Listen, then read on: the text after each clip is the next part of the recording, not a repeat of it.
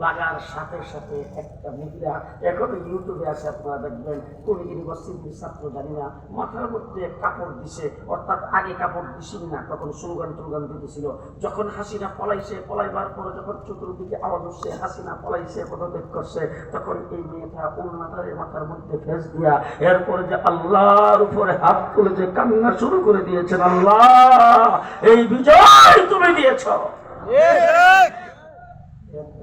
আপনাদের কি মনে হয়েছে বিজয়ীরা হিন্দুদের না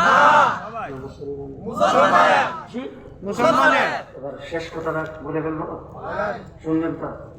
শেষ কথাটা ভালো করে শুনবেন। বাংলাদেশ স্বাধীন হয়েছে 54 বছর। কয় বছর? 54 বছর বাংলাদেশ স্বাধীন হওয়ার পরে সর্বপ্রথম দেখলাম আমার সোনার বাংলা। আপনারা মুরব্বীরা যারা আছেন তারা হয়তো জানবেন, যারা আমার থেকে কম বয়সেরা জানবে না। একজনে ভূমি করছে, আরেকজনে খাইছে।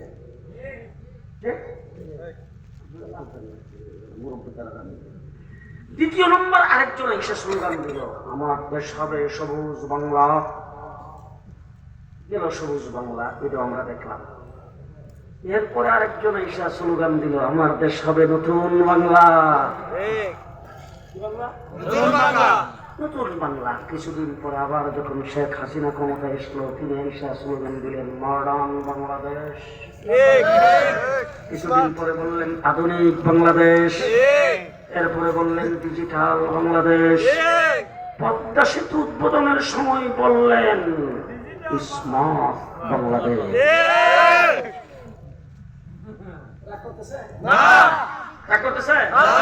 তাহলে কি দেখলাম?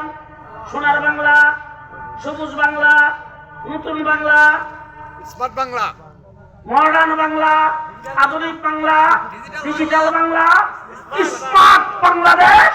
কাঁচামরিচের কেজি 1200 টাকা।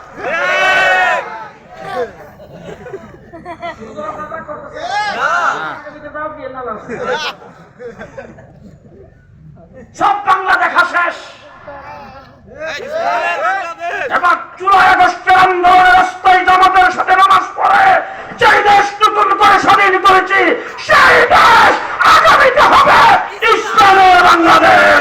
ইসলামের বাংলাদেশ।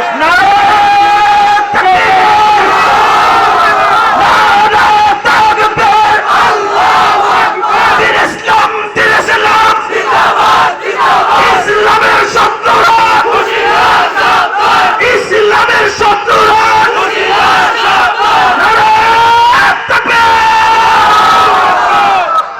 স্কুল কলেজ ইউনিভার্সিটির ছাত্ররাও যারা রাস্তায় আজান দিয়ে জামাতের সাথে নামাজ আদায় করে, তারাও ইসলামের পক্ষে।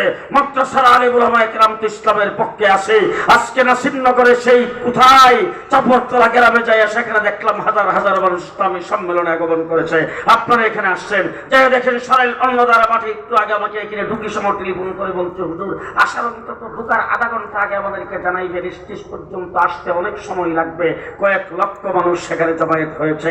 এই জাতীয় ইসলাম প্রিয় মানুষ, যে দেশের মানুষ, আগামী দিনে এই বাংলাদেশে সকল ক্ষমতার উৎস জনগণ, সেই স্লোগান আর হবে না। সকল ক্ষমতার উৎস একমাত্র আল্লাহ। আঙ্গুল উপরের দিকে উৎস করেন কে? সকল ক্ষমতার উৎসকে আল্লাহ। বাংলাদেশ থেকে ইসলামের বাংলা বানাইবার জন্য যদি আবার শাপলা চত্বরে যাওয়া লাগে, আবার যদি রাজপথে নামতে হয়, আবার যদি রক্ত দিতে হয়, এবার রক্ত ইসলামের জন্য দেব ইনশাআল্লাহ। ইসলাম কায়েম করে বাংলাদেশে আমরা ফিরব।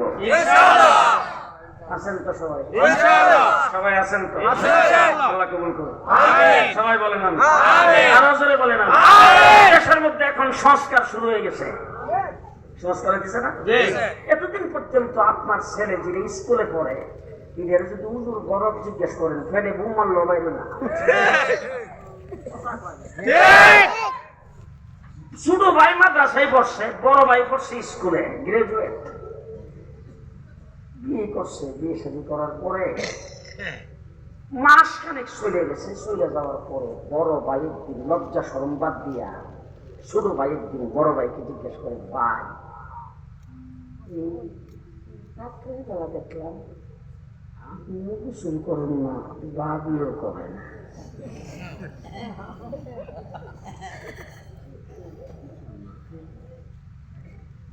পরীক্ষা করছি রাত্রিবেলা গোসল হবে কি গোসলটা এখন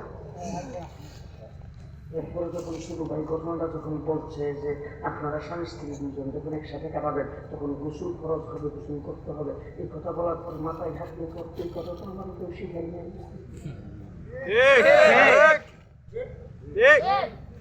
এবার আমাদের দেশে দেখেন ডাক্তার মারা গেছে, ইঞ্জিনিয়ার মারা গেছে, মন্ত্রী মারা গেছে, মিনিস্টার মারা গেছে, সচিব মারা গেছে, বড় বড় লিডাররা যখন মারা যায় তাদের যে জানাজা হয় বাড়ি বাবা জানাজার মধ্যে একজন দাঁড়ায় আপনি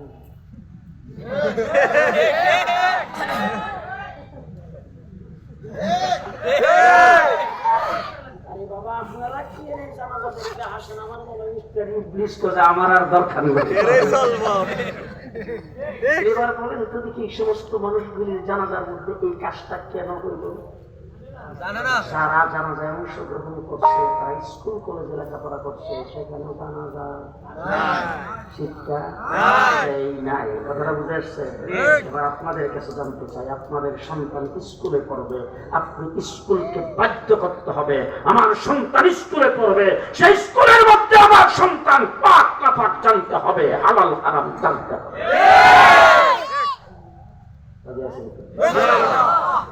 রাগ করছেন? সব জায়গায় কথাগুলি বললাম, এরপরে বলে আলহামদুলিল্লাহ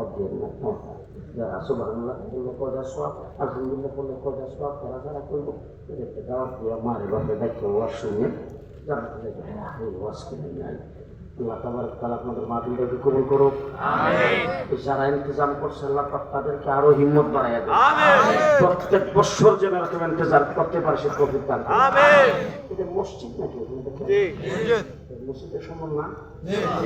টাইলস বাইরে দেওয়া লাগেছে।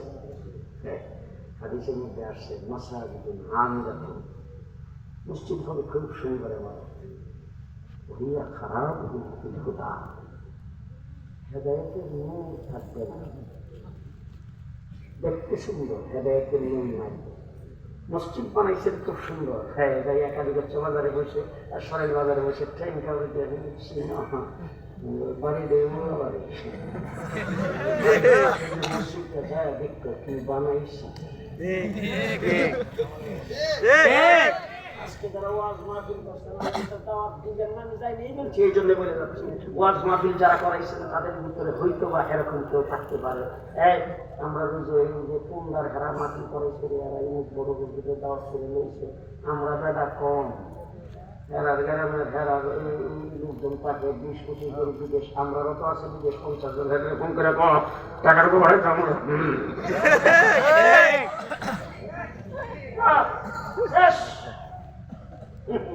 এবার মানুষ মাহফিলে সুন্দর দেখছে বাবা লাইট লাগাইছে বহুত এই মাহফিল খুব বাহ খুব সুন্দর মাহফিল করছে, সুন্দরভাবে সাজাইছে। এখন আসলে টাকা পয়সা দিতে কোনো মায়া নেই, বিদেশ যারা থাকে আরো টাকা পাঠাইছে। এই যে মানুষগুলি কথাবার্তা গুলি বলছে হাসরের ময়দানে আপনাদের এলাকার লোকজন যাইতে বলে আমরা ওয়াজ মাহফিল করাইয়া আলিমুল আমে কেরাম গঞ্জা সাগরে বয়ান করাইছি, আল্লাহকে বলে করাইছে তুই যা আল্লাহ জান্নাতে যাওয়া তোর যাতে মানুষের বালা কয়ের লেগে করছো, এই যে বালা মানুষের রাস্তা দিয়ে যাওয়ার সময় কইছে এখন পাক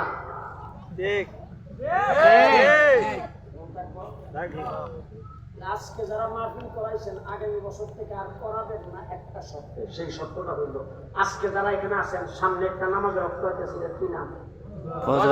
জি আজকের ফজর থেকে নামাজ কেটা কেটা পড়বে, যারা পড়বেন হাত ধরেন, কামাকা সবাই হাত ধরেন।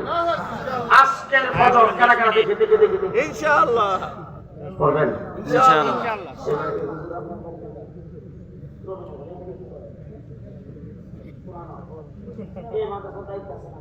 আপনি আমার আগে রিপোর্ট দিবেন যদি আমার ভাতিজা মাহমুদ আমার দাওয়াত দিতে চায়, আপনার রিপোর্টের কারণে দাওয়াত রাখবো।